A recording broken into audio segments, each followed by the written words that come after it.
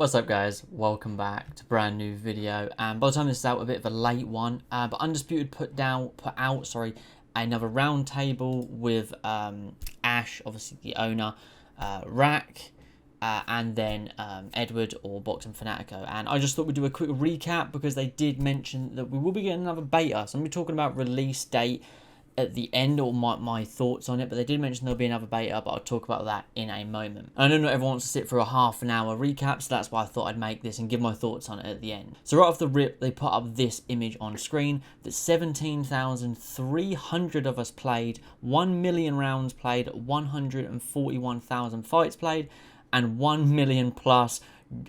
Surely they will get a title shot, which I respect them for leaning into the meme, because we did kind of roast it a little bit, but it was fun. And obviously, you know, they bounced some questions about, and they asked for Ash on his thoughts, and you know, I'll put up clips through the round table as and when need be.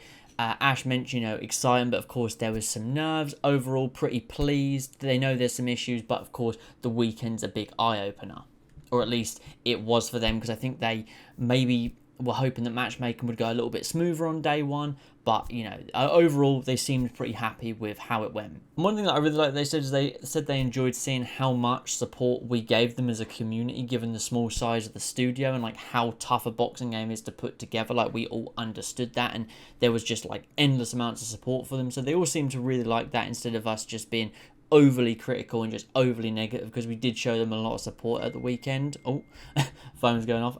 So yeah, which I just thought that was nice of them to, you know, show some recognition that way. And of course they mention, you know, with learning these issues, they want the early access, especially the matchmaking, to be as smooth as possible, which is all any of us want. And they want to start with the stuff they were happy about with the beta, you know, footwork. They said it was really cool to see people figure it out. They saw, you know, some people's boxing knowledge help them in game, which they also thought was really cool. And then Ash actually mentioned that he saw throughout the weekend that at the start people were going for the more classic boxing video game style, you know, meet in the middle and slug it out, to then later in the weekend using more tools that the game offers. And you know, he mentions, you know, you want to enter playing Undisputed with that blank mind, that fresh slate, but then he also does mention a tutorial to help people understand everything the game offers, because at the weekend we had to figure it out ourselves. Like, you know, they mentioned there's like 6 ways to throw a jab.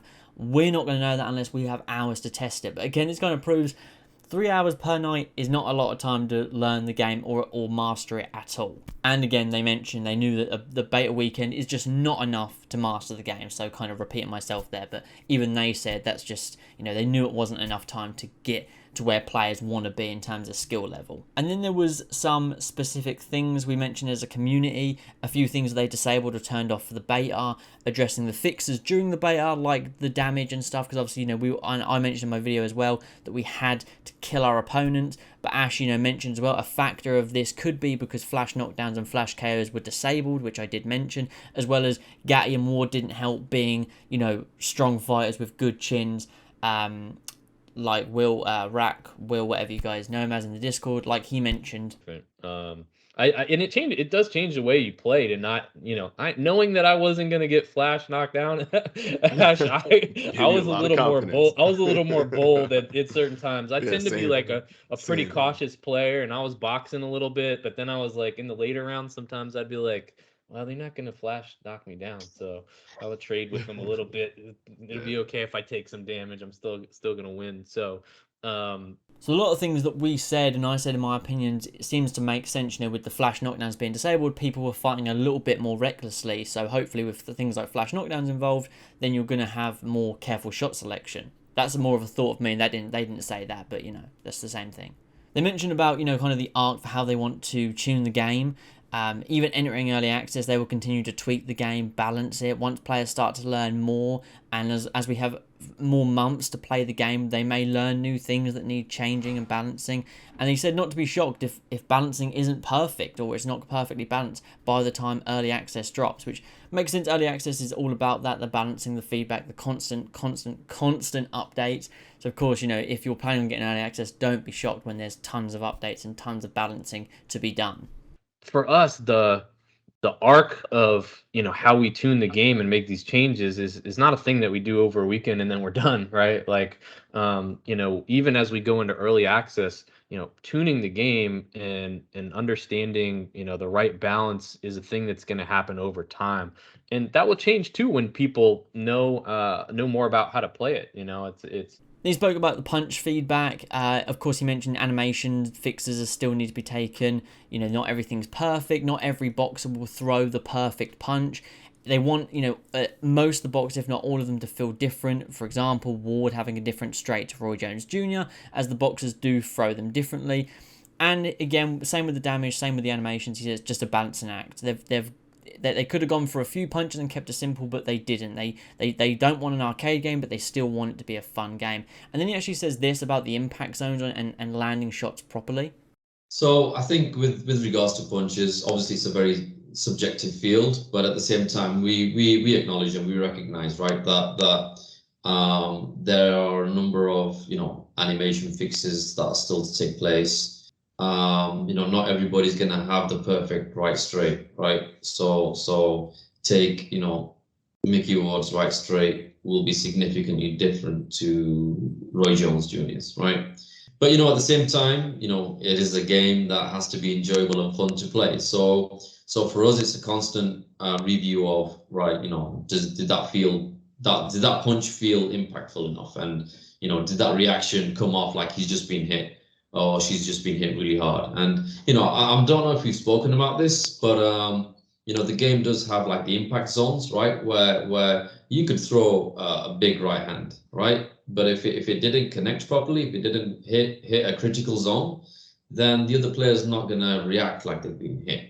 And they go on to talk about stopping power, and Rack says that he was stopping a lot of people. Now, he keeps mentioning that it's through counters this, counters that. And my thing was, I don't want every time I hold my opponent, I don't want it to have to be a counter. If they're on the front foot charging me, I want to be able just to stop them with that singular shot and move around. That was my point of stopping power. It's not about always just stopping people or landing a heavy shot. Sometimes it is about the head follows the body, pushing them back. But they had some good points about the stopping power remarks that some of us had made. And then also Ash mentioned that he saw a few people saying the jab isn't a worthwhile punch to be thrown. But then he said you can throw the jab 6 different ways. And this goes on to what I said as well, guys. 3 hours is not enough time to learn the game, and this shows it. If there's 6 ways to throw every single punch, we did not know that. We need a tutorial for that. We need to figure it out and understand that. We need more time. And now the biggest thing for me, or at least one of the biggest things, besides the something I mentioned, which was vulnerability, but one of the biggest things was the auto-correcting punches, the jab to the hook or the straight to the hook. Now, this is something I'm not a fan of, but Ash mentioned it being a tough one. There's no invisible barrier in their game. So being nose to nose with someone and throwing the jab, of course, is going to be like this animation, which I get.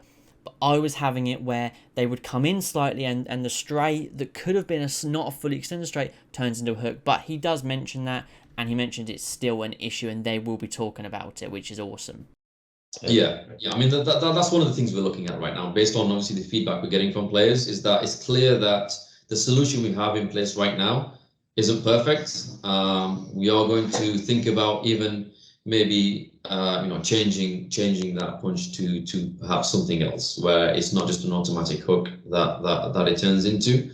But we are going to have a look at a few of the solutions in terms of whether it's tweaking the range when that's activated, because I think it can be frustrating where you've wanted to throw a jab or a straight, and the range was there when you wanted to throw it, and maybe the person's moved in that split second and it's turned into a hook. So that is something that we will be looking at for sure.